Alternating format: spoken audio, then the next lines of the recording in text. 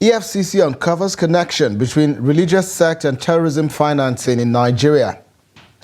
Adamawa State Governor says PDP remains the most formidable opposition party despite perceived cracks. Anticipation builds among civil servants as minimum wage review begins. And on the international scene, Liberia's President Boakai to begin investigations into public spending by George Weah's government. Many thanks for joining us on the News Hour tonight. I'm Sakir Ibrahim. I will begin tonight's bulletin with stories around anti-corruption. The Economic and Financial Crimes Commission, the EFCC, says it has uncovered religious organizations laundering money for terrorists in the country. The commission also said it secured a total of 747 convictions out of over 2,000 petitions accepted within the last 100 days. The chairman of the commission, Ola Olukoyede, stated this at the launch of the interfaith manuals aimed at enhancing the fight against corruption in Nigeria. Trust TV's Yusuf Akogo reports. These eminent Nigerians, religious leaders and young people are gathered here to drum support for the EFCC and the fight against corruption in the country. Speaking at this one-day dialogue on anti-corruption, the chairman of the Economic and Financial Crimes Commissions, Ola Olukoyede, who appreciates the support of Nigerians, said the fight against corruption requires all hands to be on deck. The EFCC's boss revelation that some religious bodies are providing protection for terrorists has put question mark on some religious sects in the country. That's the matter we are handling. A pyramid scheme that involved over 30 billion naira fleeced from Nigerians. Along the line, some people died, some victims, collapsed and all of that. We were able to trace about over 7 billion to a particular religious body. And so what did I do? I said, look, write a letter to the leader of that religious sect. We did. And the next thing we saw was a restraining order. The money traced to that religious organization to their leaders. We got a restraining order stopping us from inviting them, stopping us from recovering the money. Traditional and religious leaders here are calling on young people to be agents of change in the society while adhering to the virtue of honesty. Let us demonstrate very clearly always by our way of life that honesty is possible and rewarding. Moral education, therefore, is key to empowering the youth with the right, timeless value to make ethical decisions and hold themselves and others accountable for their actions. As religious leaders, we invite you for a closed-door interactive session on what we should do as religious leaders at the direct level when we do meet, so that all the Christian and Islamic leaders will be there to really talk with you, discuss with you in a constructive manner, so that you will really tell us the truth about so many of the things that we hear or we read in social media and what you think we could do. And then we can now go back to our churches and mosques and other places to really fight this corruption. We are the problems of this country. We are the problems of actually the mirror that we are showing the youth, because they do believe that nobody is there for them. Nobody is standing for them. So why can't they go into so many immoral acts, Yahoo, and all what have you, a lot of cybercrime, because there is a clear disconnect between the leaders and the led. The President of the Federal Republic of Nigeria, Bola Ahmed Tinubu, who was represented by the Vice President Kashim Shettima, said young people, traditional institutions and religious leaders must join government and other relevant agencies to ensure that corruption is reduced to the barest minimum. The government is aware that our ambitious goal of eradicating internet offenses and corruption demands an atmosphere steeped in trust and integrity. We must foster open communication channels and ensure that law enforcement actions align with justice and accountability. We must always remind our young people that abundant opportunities for lawful enterprises exist within and beyond our shores. There is a unanimous agreement among stakeholders here that for Nigeria to move forward and compete globally, the fight against corruption must be fought and won collectively. Yusuf Akogu, Trust Television News, Abuja.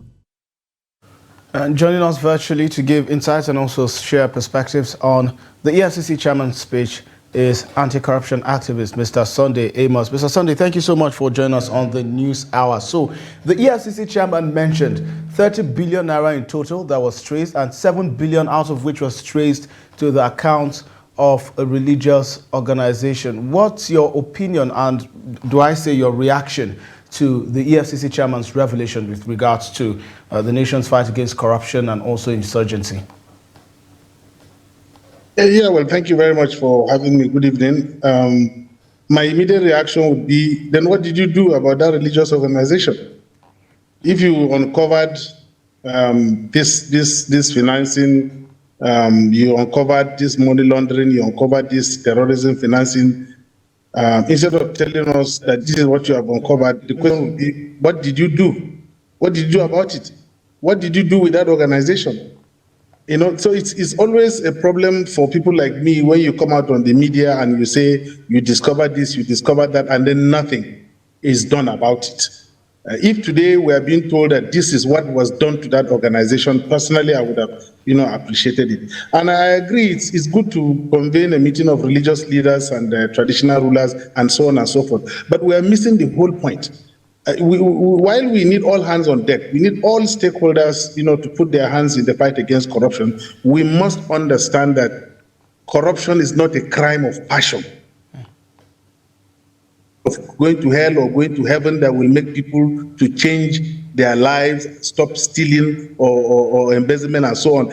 Corruption is fundamentally a crime of economic calculation. What that simply means is that before somebody engages in a corrupt act, he sits and calculates mentally, number one, that the price or the profit, the benefit from the corruption is high, the risk of being caught is low, and the punishment after being caught is equally low. He engages in it. So we must understand that people don't just engage in corrupt acts and then they are deterred from it either by fear of hellfire or the promise of heaven or something like that. So what we need to be doing in Nigeria is to make sure that the benefit for corruption is low, the risk of being caught is high, and the punishment after being caught is equally severe. When every politician, every Nigerian sits and calculates mentally that there is an opportunity for corruption, but he calculates in his mind that, look, the benefit from it is low, the risk for being caught is very high, and the punishment is high, Amos, he will not engage in it. Amos, I'm happy that stakeholders have been engaged, but we need to understand the dynamics of corruption and face it the way we ought to face it. Mr. Sunday, would you then say that this revelation made by the EFCC chairman is not one that's riddled with any form of surprise, especially because the amended Companies and Allied Matters Act of 2020 was controversial basically because it requires mandatory registration for all non-profit organizations, including religious bodies. Now, another section of that act also made provision which harps on disclosure, which requires religious organizations to disclose financial statements and information about their governing bodies. So do you think these provisions aided in one way or the other to, reach the EFCC chairman's revelation as made earlier, during his speech? Yes, I agree, and there's nothing surprising about this revelation, and I hope that more revelations will come out so that those who are found wanting, can face the law.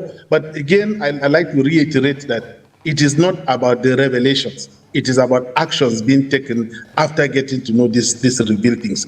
Until and unless we begin to see action taken when people are found wanting, then everything will be like a media hype, a newspaper, a gimmick so that people can feel that EFCC is doing something, instead of just call journalists and tell them we've discovered this, we've discovered that. But underneath, when nothing fundamental is done, then for me, we are still a long way off. All right, then, talking about action. Well, Nigeria's corruption perception came out just yesterday, and it seemed that we improved by 5 spots from 150 in 2022 to 145 out of 180 countries. And it was also stated that Nigeria scored 25 out of 100 points on the 2023 Corruption Perception Index. If you're talking about action, is this not a result staring us right in the face that maybe our anti-corruption agencies, and by extension all of the agencies saddled with the responsibility of fighting crime and corruption, are probably doing something that warranted the improvement in the Corruption Perception Index? My brother, every year I follow Transparency International's rankings, annual rankings on the Corruption Perceptions Index. And from the previous year to this last year's one, we added 1 point. It used to be 24. Now we got 25. As a lecturer, 25 over 100 is massive fail. It's a big F. And there's nothing to be proud about our ranking. From 150, we're still 145 out of 80 countries. It's still a shame. It's still an embarrassment. And to just add 1 point, after all the hype about fighting corruption and this and that, there is nothing to be happy about. There is nothing to clap and say uhuru. There is nothing that is working about the fight against corruption.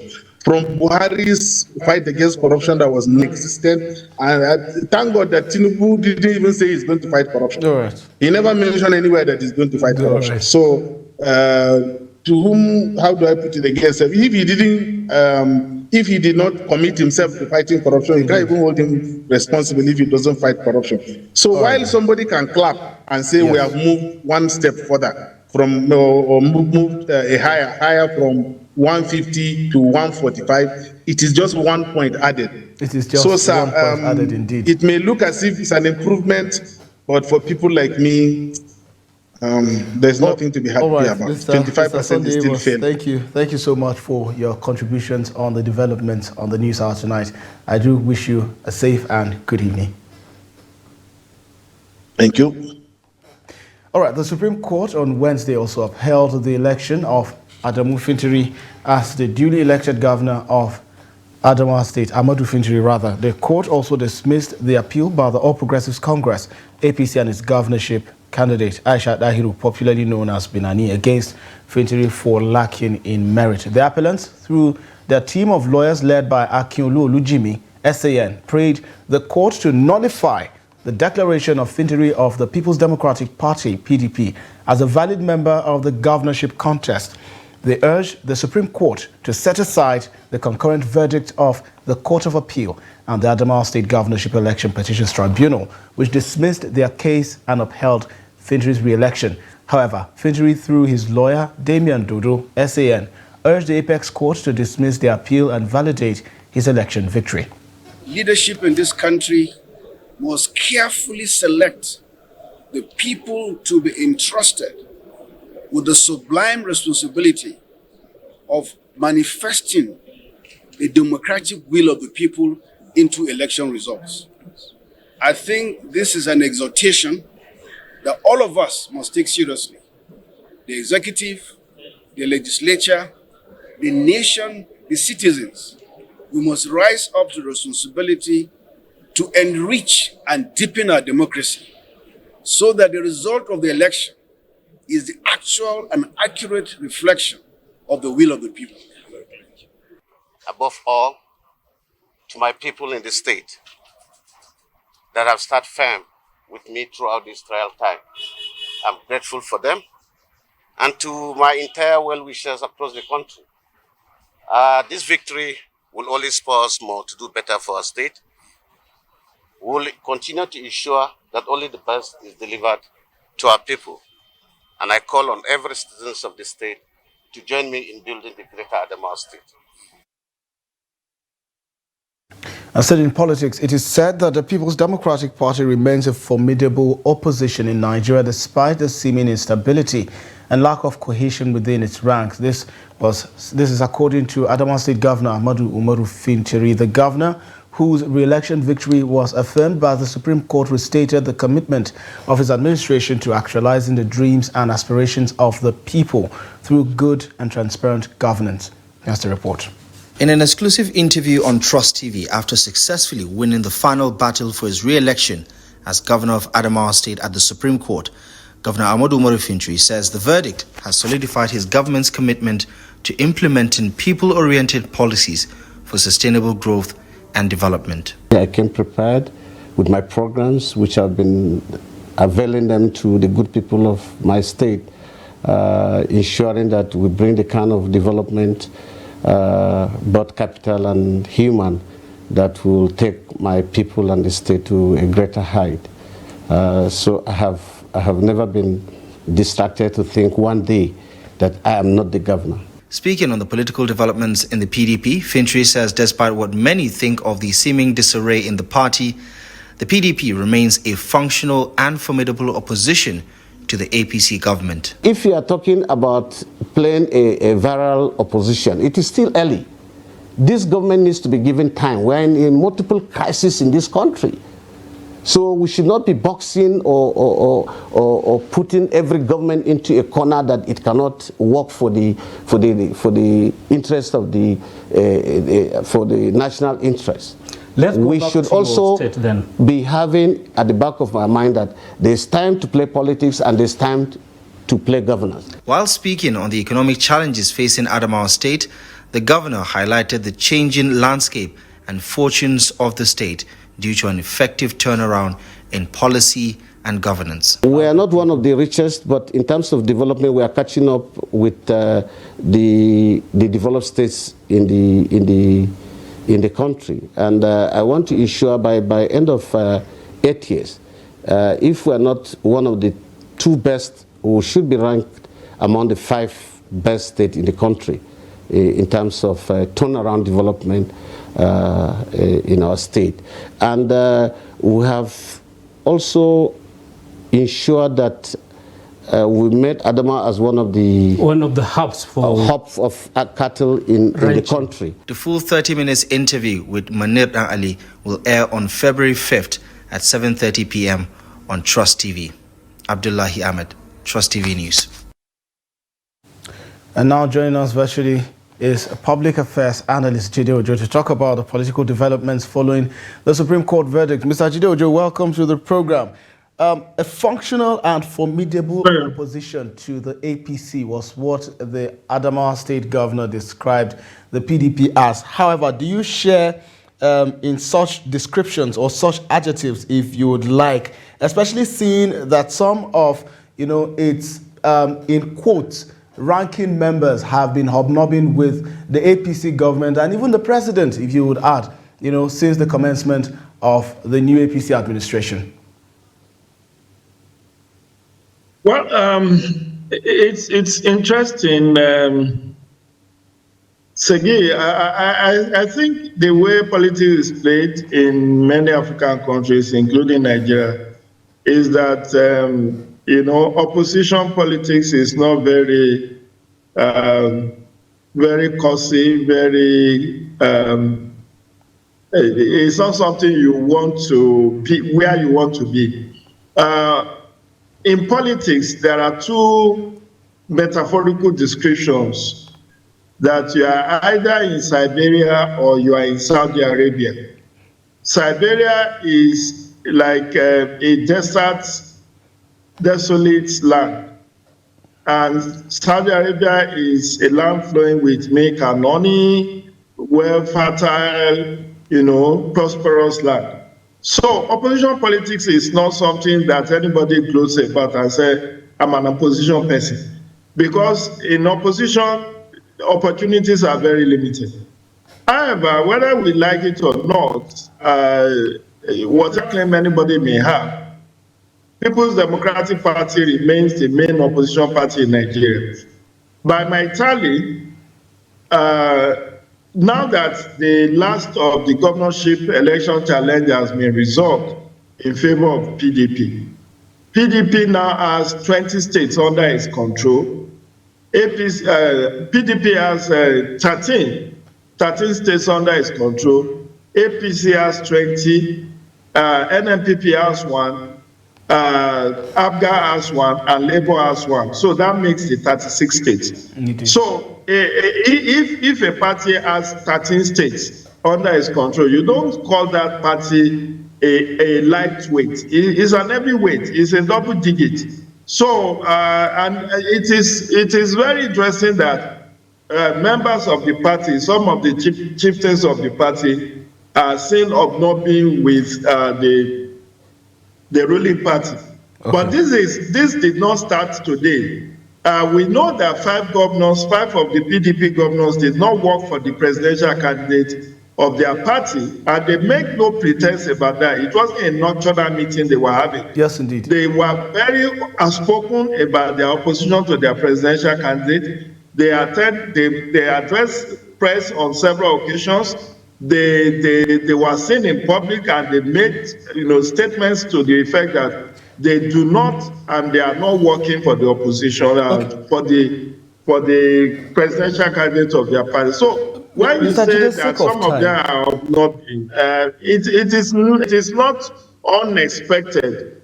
While some may do it openly, some do it nocturnally or Nicodemously. Mr. Jide, but whatever it is, sake of time, PDP remains major opposition. Okay, then again, how would you respond to the chatter on the heels of the Supreme Court verdict that some of these governors probably in one way or the other got into some form of agreement with maybe the ruling party or maybe the president, allegedly, in order to save their seats and their faces just ahead of the Supreme Court verdict?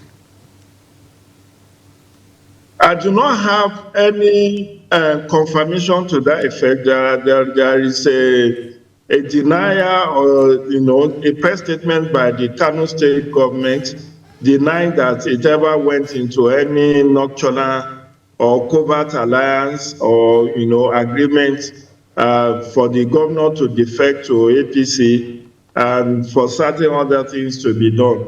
These are within the realm of speculations, and he who alleges must prove.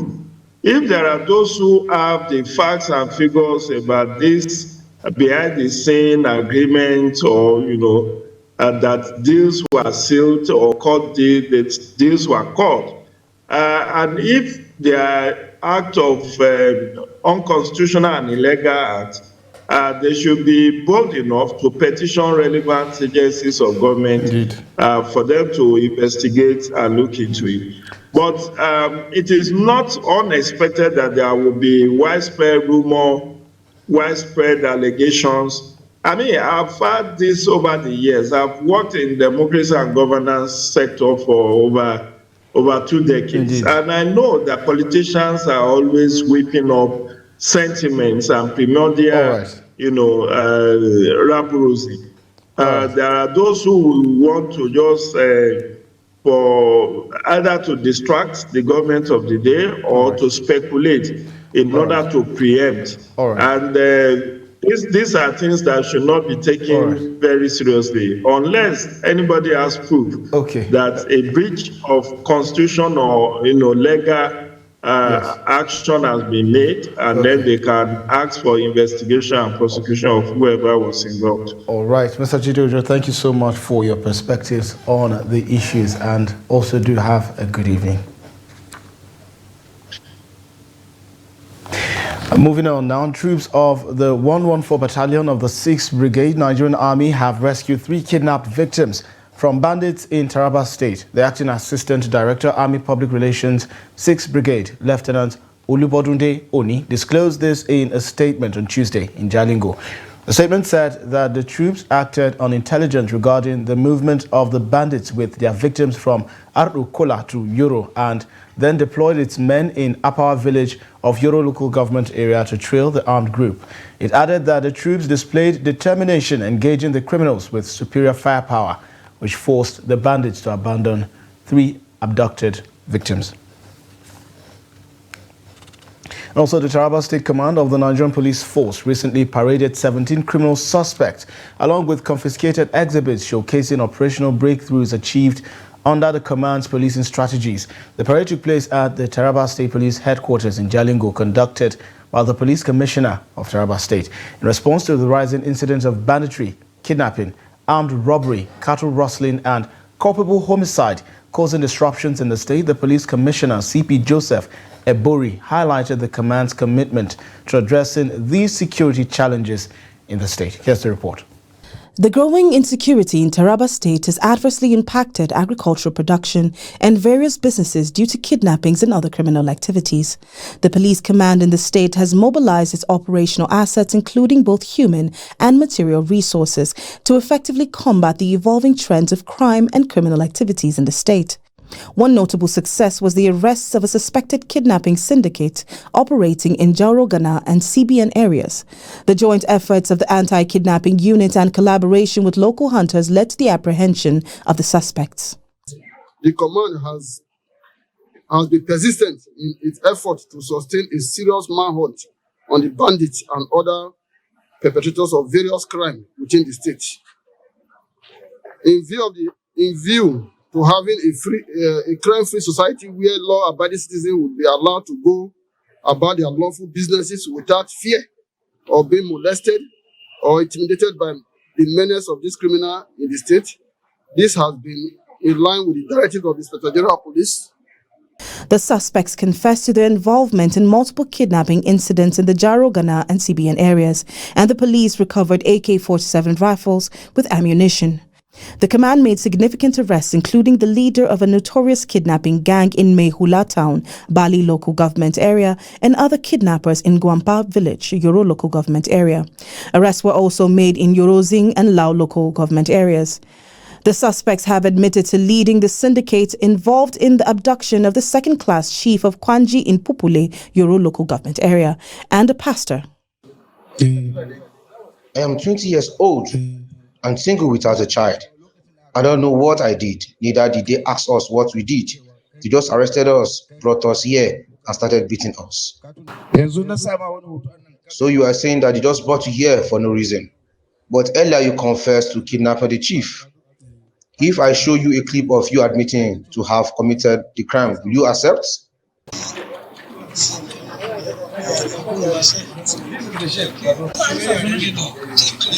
I am a 35-year-old married man with children. I graze cattle and also farm. The police arrested me with money that belongs to my friend who I parted with in the car when we were stopped by the police at Bantaje. The money belongs to Alhaji Umar, but my friend stole the money and gave me to keep. I'm very sure that he stole the money from his boss. In total, 27 suspects encompassing kidnappers, bandits, thieves and armed robbers were paraded during the event. Among them were criminals involved in car snatchings and other unlawful activities. The police commissioner commended the collaborative efforts of security agencies and stakeholders, acknowledging their support in the successful apprehension of numerous criminals in the state. Meanwhile, operatives of the FCT Police Command attached to Asokoro Police Divisional Headquarters on Wednesday rescued 2 kidnapped victims from their abductors. A statement by the FCT Police Command's Public Relations Officer, SP Josephine Ade, said the victims, Sarah Hassan and one Irima Bobo John, were rescued at Kobe community of Abuja after police operatives trailed the kidnappers to Nyanya Kefi Road, where they were blocked by operatives of the Nigerian Army on checkpoint operations. According to the statement, on sighting the police operatives, the bandits engaged them in a gun duel but were outlasted by the firepower of the police, which forced them to abandon the victims and scamper to safety through the nearby forest.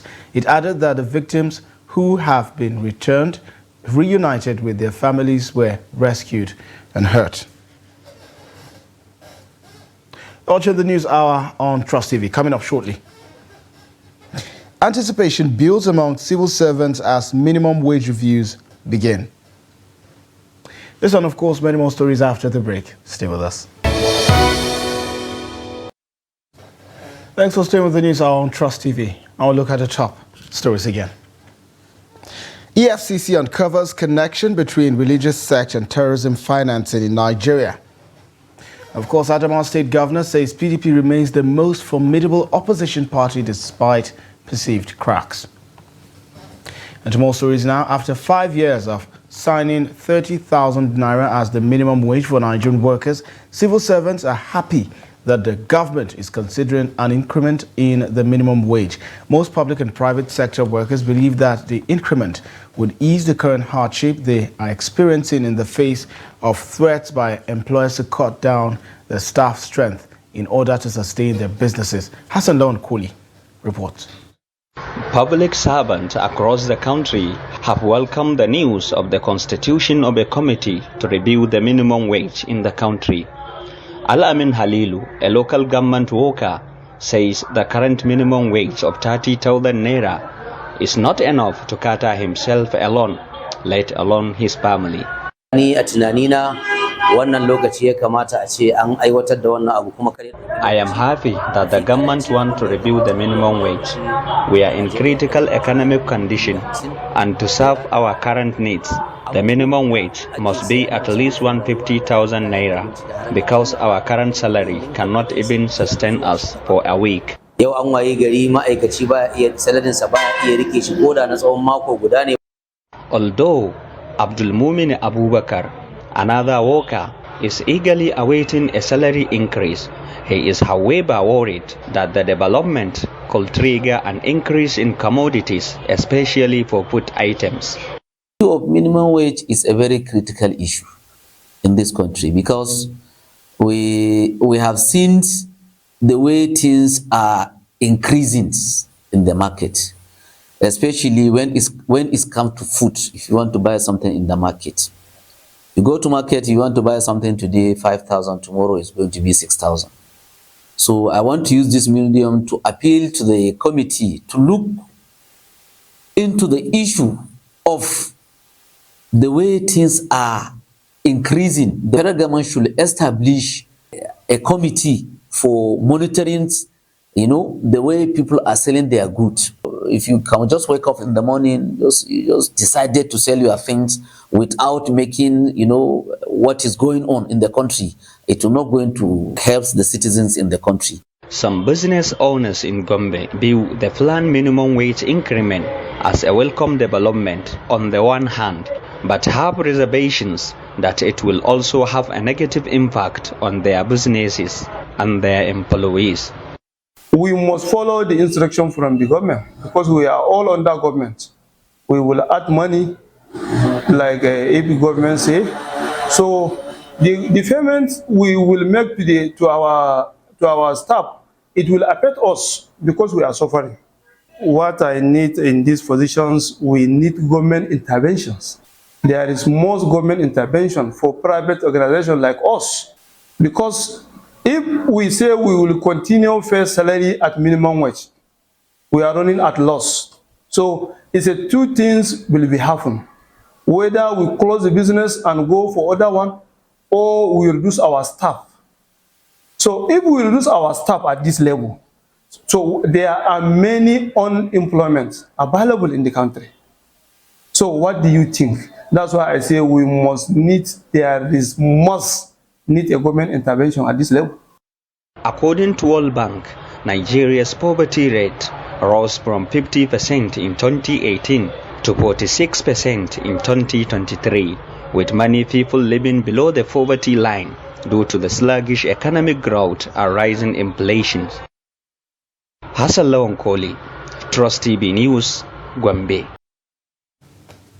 Well, there you have it. Also, leaders of political parties in Kaduna State have charged the Independent National Electoral Commission, INEC, to conduct a free, fair and acceptable rerun election in the state.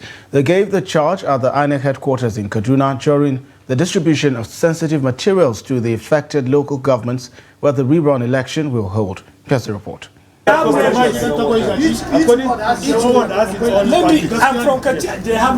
The distribution of the sensitive materials was conducted in the presence of representatives of the political parties, security personnel, and other stakeholders.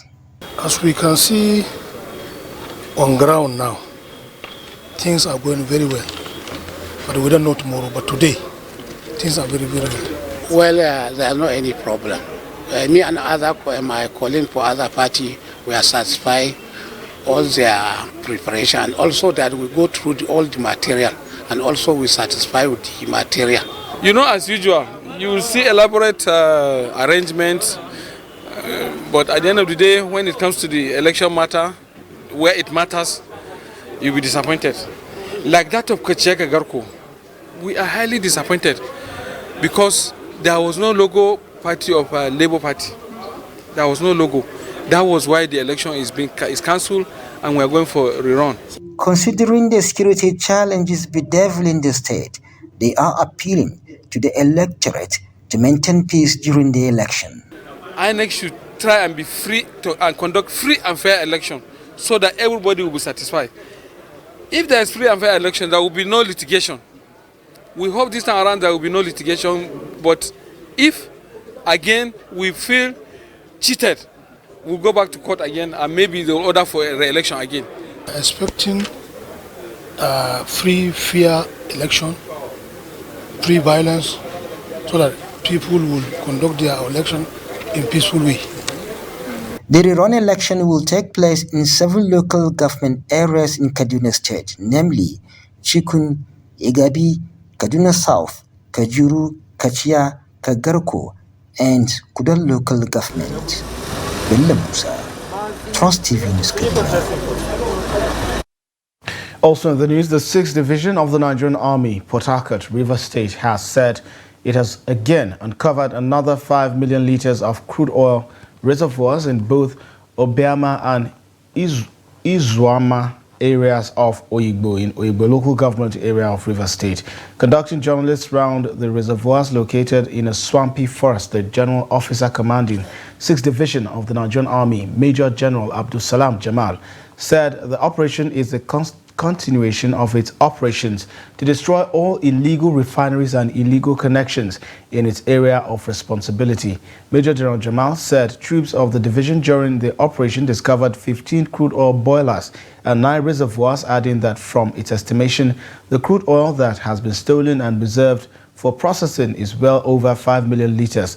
He said they met countless number of large Cotonou boats filled with about 200,000 liters of crude oil on their way to the area, adding that more than 5 Cotonou boats laden with crude oil were discovered.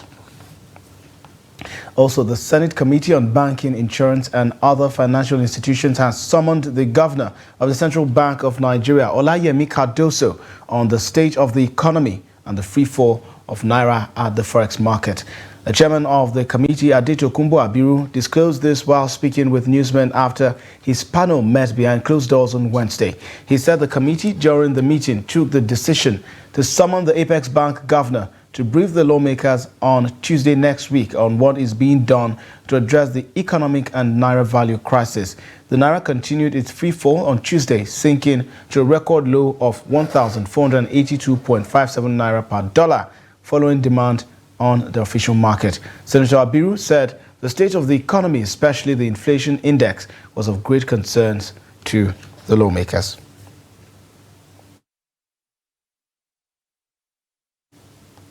Still in the National Assembly, the House of Representatives on Wednesday ordered the Federal Fire Service to refund over 1.48 billion naira to the Consolidated Revenue Fund within the next 7 days. Chairman, House Committee on Public Accounts, Bamidele Salami, gave the order during its resumed hearing probing COVID-19 intervention in Abuja.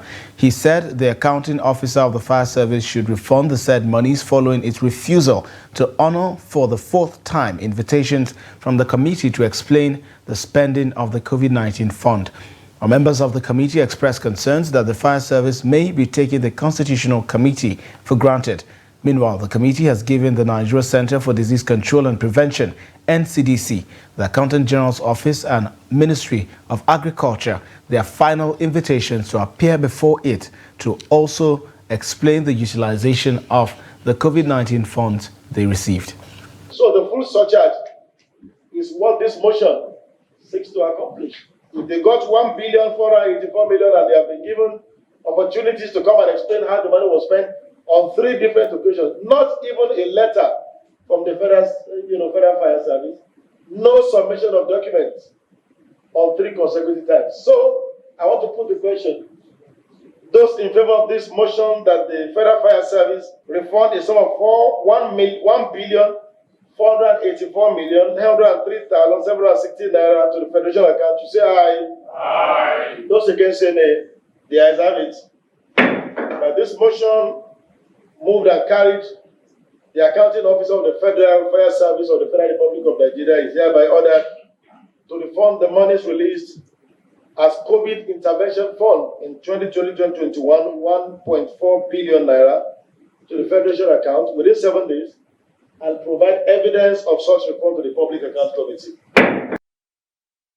And away from the National Assembly, the household of David Church, located along Surulere Industrial Road off Adeni Jones in Ikeja area of Lagos, was on Wednesday razed by fire. Though the fire had been successfully put out by emergency workers from both federal and state agencies, it had already destroyed church property worth millions of naira. No life was lost during the fire outbreak, thankfully, but some church workers allegedly sustained injuries while trying to put out the fire. It was learned that the fire, which started in the early hours of Wednesday from the back of the church, was not noticed by the church workers until some passers-by drew their attention to it. The church was said to have organized a 5-day crusade, which ought to have ended on the 4th of February 2024. The territorial coordinator of the National Emergency Management Agency, NEMA, in the Southwest region, Ibrahim Farinloye, who confirmed the incident, said the premises, which is under lease, was hired by the church. Also, at least one person died and several shops burned to the ground following a fire outbreak at Gusau Central Market, Zamfara State. The incident occurred at the furniture section of the market around 11 p.m. on Tuesday, when owners of the shops had closed for the day. Furniture and other goods worth millions of naira were destroyed by the inferno before it was contained by the firefighters. Confirming the incident, the director of the State Fire Service Department, Abdullahi Oran, said one person died during the incident. Doran added that the cause of the fire and the quantum of the damage were not yet ascertained by the service. Also, small-scale women farmers in Nigeria have made a case for more investment and implementation of the national gender policy in agriculture across national and subnational levels in order to boost agricultural production, accelerate economic growth and development, eradicate poverty, and empower the vulnerable members of the society. This is, according to them, will also ensure food security as the nation battles with the economic crisis and rising cost of living in Nigeria. Nigeria's agricultural sector, according to experts, contributes significantly to the country's gross domestic product. However, it has seen a sharp decline in output with stunted growth due to low productivity. On the flip side, it's a challenge of participation of women farmers in rural and urban centers, which has over time affected households and businesses. But the Agriculture and Food Security Ministry has assured Nigerians of the federal government's readiness to continue investing in food security and climate change, especially towards improving gender participation. Enhancing agricultural products, storage and transportation infrastructure, activation of river basins and 500,000 hectares of land for ongoing agriculture. We also enhance the central bank's involvement in financing the agricultural value chain, and the use of concessionary funds or capital in the agricultural industry. Women farmers and stakeholders in the agri sector want greater synergy and enforcement of justice and equity in the distribution chain of all necessary commodities, as well as policy implementation across gender lines. The smallholder woman farmer doesn't have enough to produce as much as the people will need. Why then are we still having problem with poverty? Why are we still having problem with food insecurity? It is because the women farmer, the smallholder women farmers, or the smallholder farmer is not being involved as fully as they should. There's a divide between government processes and the women at the grassroots levels.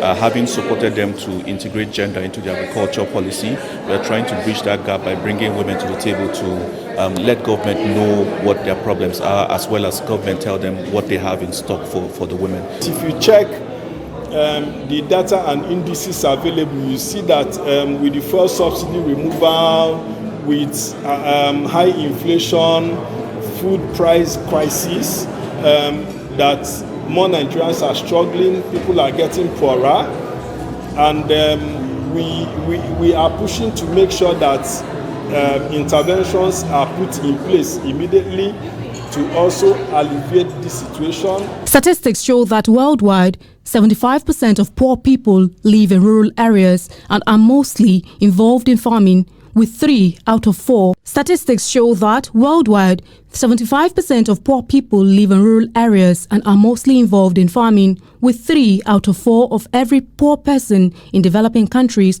among this population having a high dependence on agriculture for their livelihoods. This makes it imperative to empower women who make up majority of the number in order to ensure economic stability and sustainable human development, especially through agricultural production. Aisha Salihu, Trust TV News, Abuja. Well, there you have it. Let's now join Yusuf Akogu, who is standing by with business news. Welcome to Business News. I am Yusuf Akogu. The International Monetary Fund, IMF, on Tuesday downgraded its forecast for Nigeria's 2024 economic outlook to 3.0%. This represents 1 percentage point below the growth forecast of 3.1% made in October 2023. The IMF, however, affirmed its 3.1% forecast for Nigeria's economy in 2025. The downgrade was announced by the IMF in its World Economic Outlook update in January 2024. The IMF also downgraded its economic growth forecast for the Sub-Saharan Africa region in 2024 to 3.2% from 3.4% earlier forecast in October last year. The Executive Chairman, Federal Inland Revenue Service, FIRS, Zak Adedeji, on Tuesday called for the strengthening of the existing symbiotic relationship between the FIRS and the armed forces in the country. Adedeji made the call when he received the Chief of Defense Staff, General Christopher Musa, who was on a visit to the Revenue House in Abuja. Statements by Special Advisor on Media to the FIRS Chairman, Dare Adekombi, said the prosperity and development will be difficult to achieve in an insecure environment.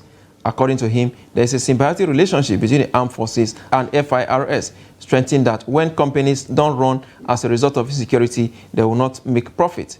He further stated that President Bola Tinubu has prioritized the welfare of members of the armed forces and security operatives in general. The Nigerian National Petroleum Company Limited, NNPC, has held talk with South Korean consortium for the development of gas projects in Nigeria. The discussion, which was held in Seoul, South Korea, were aimed at deepening NNPC Limited drive to tap into the nation's vast gas resources to be able to supply clean and affordable energy to the global market.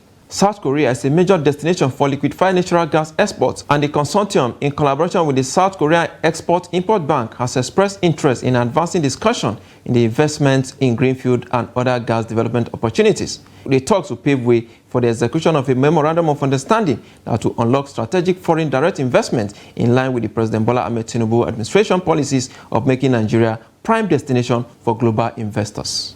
Prices of basic food items are gradually getting out of reach of many Nigerians. Here are details of today's food commodity prices.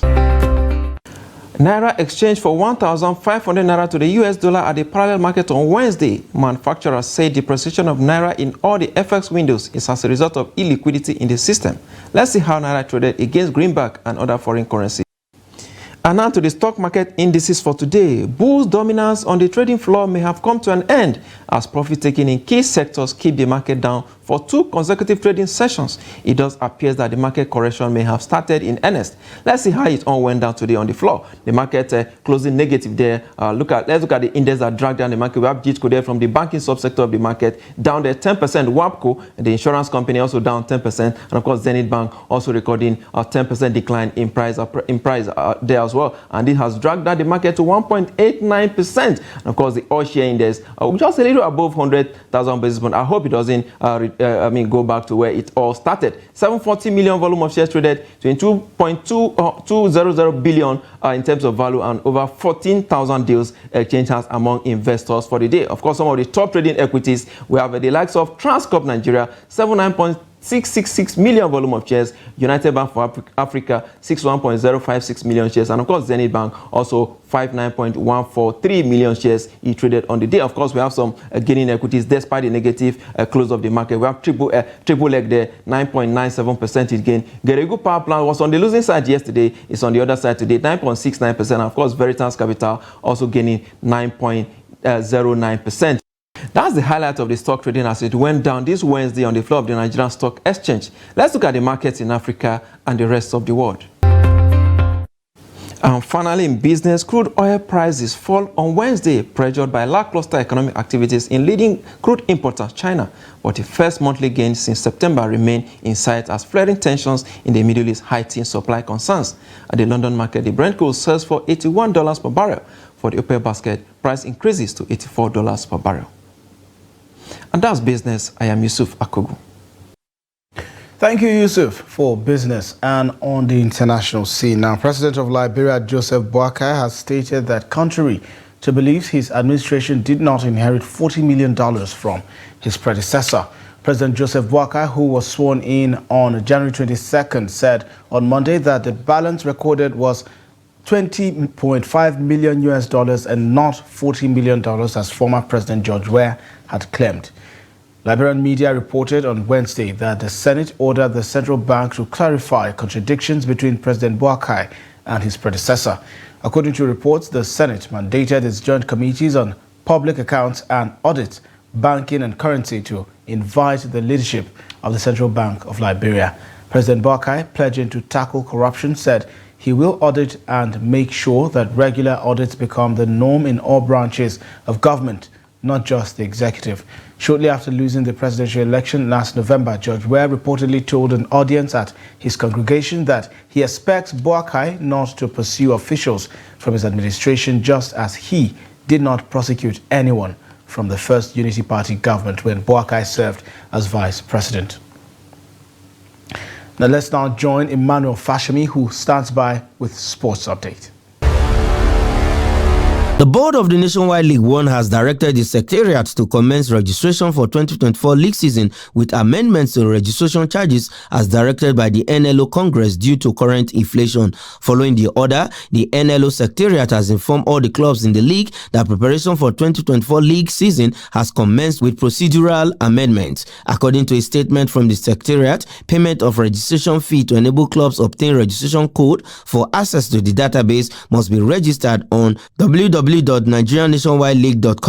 It adds that all clubs must have registered on FIFA Connect before registration with NLO, as collection of players' hard copy license was made available from 15 January 2024. The statement says no club will be registered without payment of registration fees, adding that all youth leagues club must present players' NIN and primary school certificates. It maintains that club registration closes on Friday, 1st March 2024, while the 2024 season will kick off from 13th April 2024. The statement adds that Division 1 is expected to pay 300,000 naira to cover pre-competition medical assessment as well as comprehensive insurance cover for players and officials. Youth League will also pay 300,000 naira, which covers pre-competition medical assessment and comprehensive insurance cover for players and officials. The statement advised clubs to make season registration fee payment directly to the NLO account to enable the secretariat confirm the club's affiliation and registration. The 2023 African Cup of Nations in Cote d'Ivoire has entered the quarterfinal stage as all of the 8 teams have been confirmed after Tuesday's games. CAF has scheduled 2 matches for each day with interesting fixtures. At the Felix Houphouët-Boigny Stadium, Nigeria will trade tackles with Palanca Negras of Angola, with the Leopards of DR Congo playing Sili National of Guinea at the Stade Olympique Al-Hassan Ouattara Stadium, Abidjan. The Eagles of Mali, who are looking to better their 1972 record when they got to the finals, will entertain host Cote d'Ivoire at the Stade de Bouaké, while the Blue Sharks of Cape Verde will face Bafana Bafana of South Africa. The quarterfinal games will be played between 2nd and 3rd February 2024, with Nigeria and Angola kicking off the quarterfinals round on 2nd February by 6 p.m. at the Felix Houphouët-Boigny Stadium, Abidjan. And that is sports. I am Emmanuel Fashimi. Thanks to Emmanuel for sports news. And indeed, that wraps up the news hour. I'm Sagir Ibrahim. Thank you so much for watching, and do well to follow us across all of our platforms.